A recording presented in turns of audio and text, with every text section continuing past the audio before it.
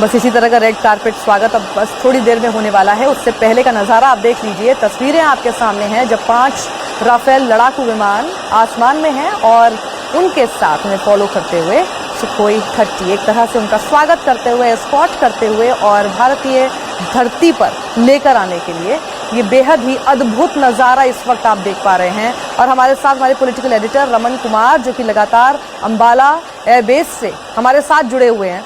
रमन का मैं रुख करना चाहूंगी। रमन, इस वक्त क्या हो रहा है वहां पर, किस तरह की हलचल, क्या खबर मिल रही है?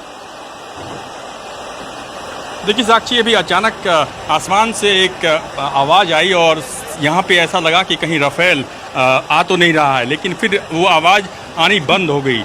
तो माहौल यहाँ पे ऐसा है कि सब लोग लगातार टकटकी लगाए बैठे हैं और इन तस्वीरों को अपने कैमरे में कैद कर लेना चाहते हैं और वो दिखाना चाहते हैं दर्शकों को कि जिसका इंतज़ार था वो इंतज़ार अब ख़त्म हो गया। जो 5 लड़ाकू राफेल विमान है वो अंबाला के एयरबेस पर लैंड करने वाला है और लैंड करते वक्त की तस्वीर काफ़ी महत्वपूर्ण होगी, काफ़ी अहम होगी। उसकी आवाज़ कैसी आती है, क्योंकि कहा जाता है कि एक गर्जना सी आवाज़ आएगी यहाँ पे इस पूरे इलाके में। जो आवाज आएगी, जो गर्जना आएगी, उसका संदेश चीन और पाकिस्तान तक जाएगा। मुझे बस ये समझ में आ रहा है कि आप लोग जो वहाँ पर इस वक्त हैं, आपकी स्थिति ऐसी है कि अभी अगर आपके सामने से रॉयल एनफील्ड या फिर हार्ले डेविडसन भी निकल जाएगी ना, उसकी आवाज से भी आपको लगेगा कि राफेल आ गया।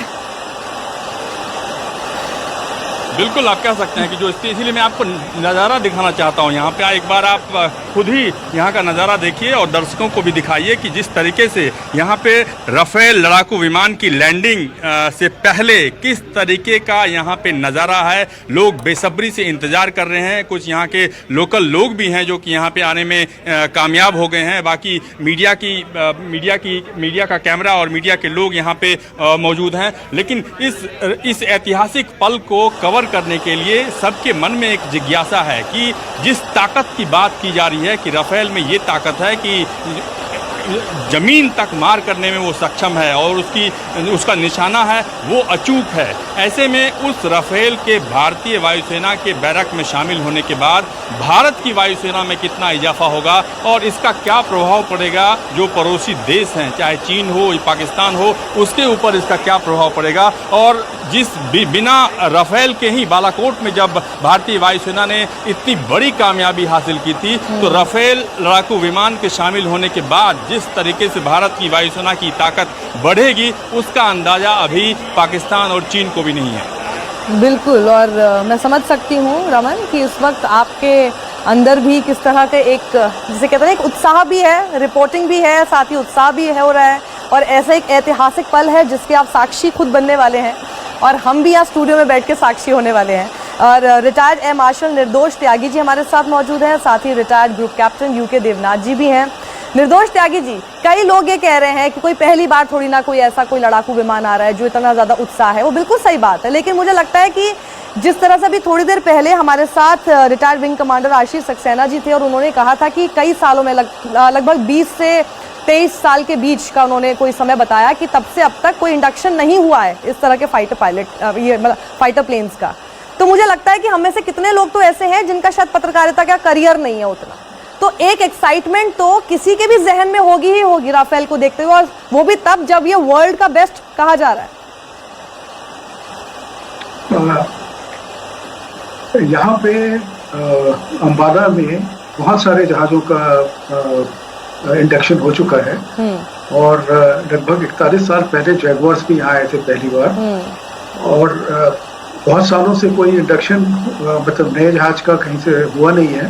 तो जो याददाश्त में है वो कहना 20 साल या 23 साल तो मैं कह नहीं सकता, पर हाँ जैगुआर्स यहाँ आए थे। उसके पहले भी बहुत सारे जहाज जो हैं वो अंबाला में इंडक्ट हो चुके हैं। बिल्कुल, उससे पहले तक हुआ, उन्होंने मेंशन किया कि 97 के बाद नहीं हुआ।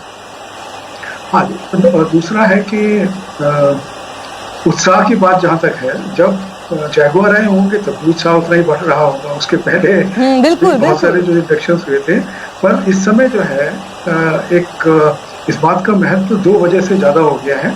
एक तो यह है कि इसको राफेल को लेके बहुत ज्यादा पॉलिटिकल इश्यूज रेज हो गए थे और बहुत सारी अड़चने लाने की कोशिश करी गई थी इसके इंडक्शन में। एक तो वो है दूसरा है कि इस समय जो सीमा पे स्थिति है उसमें हमारे पास एक इस तरह का जहाज आ रहा है जिसकी की क्षमता इस पूरे रीजन में किसी के पास नहीं है। ये बहुत महत्वपूर्ण है।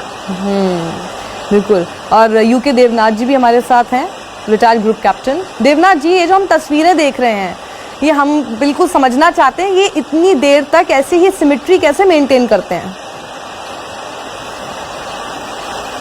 जी, आप दोबारा दोहराएंगे?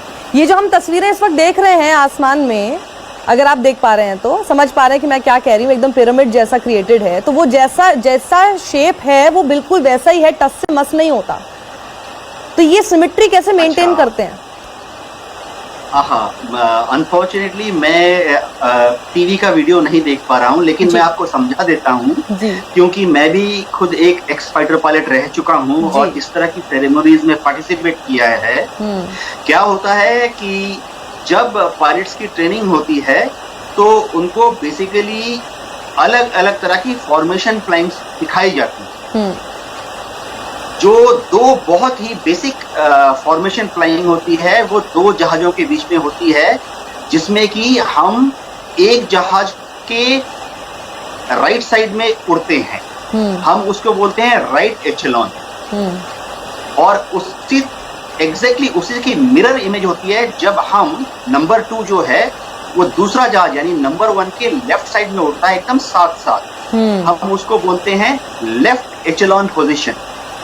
इसी तरह से जब एक जहाज यानी नंबर 2 अपने नंबर 1 के एकदम ठीक पीछे बहुत पास उड़ता है, हम उसको पोजीशन को बोलते हैं लाइन एस्टर्न पोजीशन।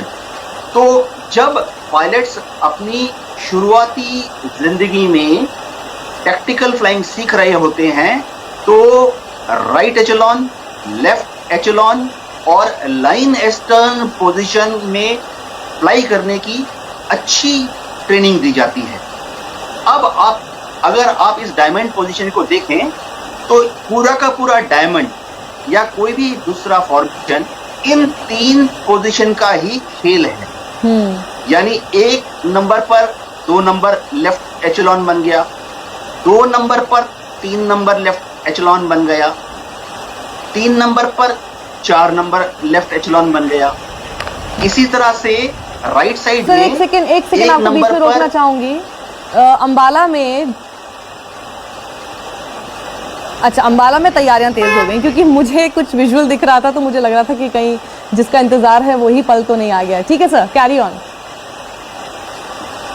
तो आप देखेंगे कोई भी फॉर्मेशन हो, स्पेशली जो फॉर्मेशंस डिस्प्ले के लिए होती है, सेरेमोनियल ओकेजन्स के लिए होती हैं, उसमें चाहे फॉर्मेशन 2 जहाज की हो, चाहे 3 जहाज की हो, चाहे 5 जहाज की हो, चाहे 7 जहाज की हो, वो सब इन 3 पोजीशन को जोड़ के बनाया जा सकता है। यानी एक जहाज के लेफ्ट में लेफ्ट एचेलॉन, नंबर 1 के राइट में राइट एचेलॉन, तो आप इमेजिन कर सकती हैं कि एक इन्वर्टेड वी बन जाता है। यस।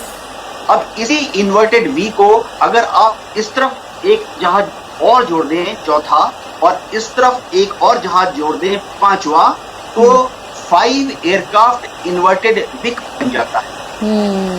अब इसी में अगर सामने वाले जहाज के ठीक पीछे बहुत साथ फॉलो करते हुए एक और जहाज आप जोड़ दें लाइन एस्टर्न पोजीशन में, तो एक लकीर बनती है जिसे कि हम लाइन एस्टर्न पोजीशन कहते हैं। तो इन पोजीशन को खेलते हुए ही सेरेमोनियल ओकेजन्स में, जैसे कि 26 जनवरी हो गई, सर ये जिस तरह की हम इस वक्त शेप देख रहे हैं, जो आपने बोला इन्वर्टेड वी, ये तभी हो पाएगा जब ऑड नंबर में हमारे पास होंगे। अगर इवन में हुए तो फिर किस तरह की आप लोग शेप्स बनाते हैं? हाँ, देखिए ये तो आपकी क्रिएटिविटी पर है। मैं आपको एक एग्जांपल देता हूँ। एक फॉर्मेशन जिसमें मैंने फ्लाई किया था, उसमें एयरफोर्स के 50 साल हो गए थे, तो एयरक्राफ्ट से आसमान में लिखा गया आई, अंग्रेजी का जो आई शब्द होता है, क्या किया गया था कि सामने के नंबर 1 के पीछे नंबर 2 उसी के एकदम पीछे नंबर 3, उसी के एकदम पीछे नंबर 4, उसी के एकदम पीछे नंबर 5, यानी एक लाइन में ही 5 जहाज आसमान में बन गया आई। इसी तरह से लिखा गया ए में क्या किया गया, आप इमेजिन कीजिए कि सामने नंबर 1 है और उसके बाएं तरफ नंबर 2, 3, 4, 5 हैं लेफ्ट एचेलॉन पोजीशन, और नंबर 1 जो कि विक में टिप पोजीशन है चोंच वाली जगह पर, उसी के राइट साइड में भी 1, 2, 3, 4 लगाए गए, तो एक इन्वर्टेड विक बन गया जो कि बन गया ए। अब आपको ए का बीच में इसमें निर्दोष जी को भी लेना चाहूंगी। निर्दोष जी, तो मतलब ये है कि इस तरह की जो फॉर्मेशन है जो कि इन्वर्टेड वी है, ये सबसे ज्यादा प्रेफरेबल और पॉपुलर है अगर आपके पास ऑड नंबर ऑफ एयरक्राफ्ट है। ये देवनाथ जी विजुअल्स भी देख पा रहे हैं, तो मैं जरा और विस्तार में समझा देता हूँ। जब आप एक लॉन्ग फेरी पे हैं तो आप क्लोज फॉर्मेशन में नहीं जाएंगे, बल्कि आप एक टैक्टिकल फॉर्मेशन में रहते हैं जिसमें कि 2 या उससे ज्यादा जहाज लगभग 100 मीटर की दूरी बना के रखते हैं। तो लीडर नेविगेट कर रहा होता है और जो उसका नंबर 2 होगा वो लगभग उससे थोड़ा पीछे और एक तरफ हटके, उसको टैक्टिकल फॉर्मेशन बोलते हैं, उसमें चलते हैं, क्योंकि दोनों उसमें आराम से रहते हैं, देखने का समय मिलता है और लंबा सफर तय हो जाता है। जब पास आने लगे डेस्टिनेशन के लिए, और जैसे कि ये आज महत्वपूर्ण दिन है, वहाँ पे काफी लोग होंगे, सीनियर ऑफिसर्स होंगे, तो ऊपर आके शायद ये एक रन करेंगे जो कि एरोहेड फॉर्मेशन में होगा। एरोहेड का 2 सिग्निफिकेंस है, एक तो नॉर्मल फॉर्मेशन है और दूसरा है बिकॉज ये गोल्डन एरोज है 17 स्क्वाड्रन, तो उसका दूसरा है। तो जैसा देवनाथ जी बोल रहे थे, इन्वर्टेड वी एरोहेड, ये जो फॉर्मेशन है एरोहेड फॉर्मेशन बोलते हैं इसको। इसमें बीच में एक एयरक्राफ्ट है, दोनों तरफ है। अगर आपका सवाल था कि अगर जो इसमें वो इवन नंबर होते तो एक जहाज को बीच में रख सकते थे, एक पीछे की तरफ ट्रेल करता, तो वो भी एक एरो ही बन जाता है, एरोहेड बन जाता है, क्योंकि अगर वो ट्रेल कर रहा है तो ये एक सिंबॉलिक एरो समझ जाता है। अच्छा देवनाथ जी, अब एक मेरे जहन में जो सवाल आ रहा है कि ये तो तस्वीरें हमारे सामने अभी आई हैं और अभी हम देख रहे हैं कि ये इन्वर्टेड वी का फॉर्मेशन है। आई वॉन्ट टू नो कि क्या ये अपनी एंटायर फ्लीट में इसी तरह से फॉर्मेशन में उड़ रहे होंगे? नहीं जी नहीं, देखिए ये जो फॉर्मेशन आप देखते हैं, जो diamond, inverted we, wine glass, ये सारी फॉर्मेशन सिर्फ सेरेमोनियल ओकेजन्स में उड़ाई जाती है। तो बेसिकली जब उनको पता है कि तस्वीरें कैप्चर हो रही हैं और होने वाली है, उस दौरान वो फॉर्मेशन किया गया। ये बेसिकली प्रेस के लिए है, जनता के लिए है। लेकिन जो मेरे काबिल सीनियर दोस्त ने बताया, जो एक्चुअल टैक्टिकल फ्लाइंग होती है उस वक्त 2 फाइटर एयरक्राफ्ट इतना पास नहीं उड़ते हैं, क्योंकि आप चाहते हैं कि नंबर 1 जरूरत के मुताबिक दाएं या बाएं वायलेंट मैन्यूवर कर सके। आप सोचिए उस वक्त अगर उसका, ठीक है सर, जानने को बहुत कुछ है और ये तस्वीरें ही ऐसी हैं कि इन पर जितना भी बोलते रहें और जितना भी सुनते रहें कम है। नमस्कार, मैं हूं मानक गुप्ता। अगर आपको हमारा ये वीडियो पसंद आया हो तो इसे लाइक और शेयर जरूर करें, और हाँ, हमें सब्सक्राइब और फॉलो करना ना भूलें ताकि आप देश और दुनिया की कोई खबर मिस ना करें। तो जुड़े रहिए हमारे साथ और देखते रहिए न्यूज़ 24।